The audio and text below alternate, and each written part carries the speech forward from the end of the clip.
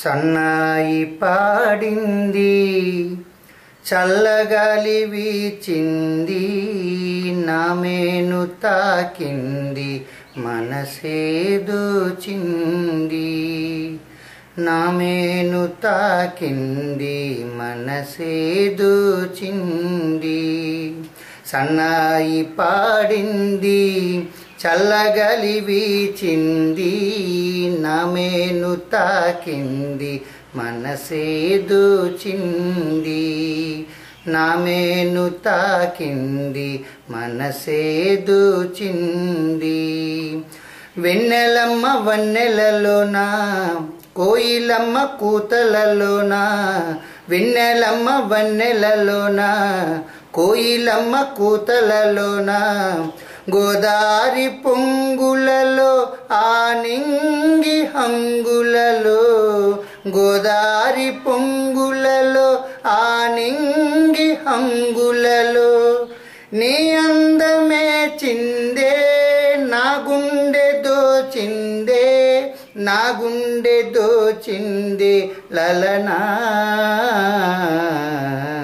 సన్నాయి పాడింది, చల్లగాలి వీచింది, నామేను తాకింది, మనసే దోచింది. నామేను తాకింది, మనసే దోచింది. ఈ పేద ఎదలోనే ప్రేమనిధి ఉన్నదిలే, కోటి జన్మలకైనా నిన్ను కోరుకున్నదిలే.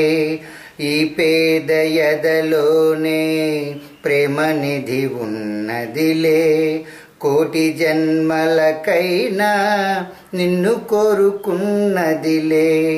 తలపులలో విరియై విరిసావే నా చెలియా, వలపులలో లాస్యం చేసావే నా సఖియా.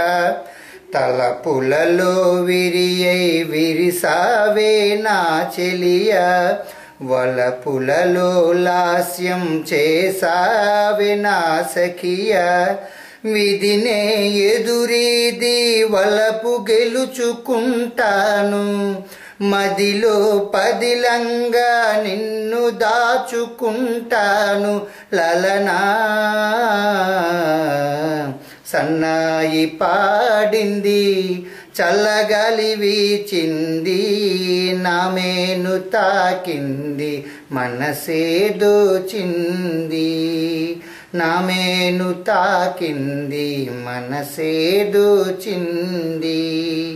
నామేను తాకింది, మనసే దోచింది. బాగుంది రామారావు గారు. అయ్యా, ఈ పాటని ఎవరు రాశారండి?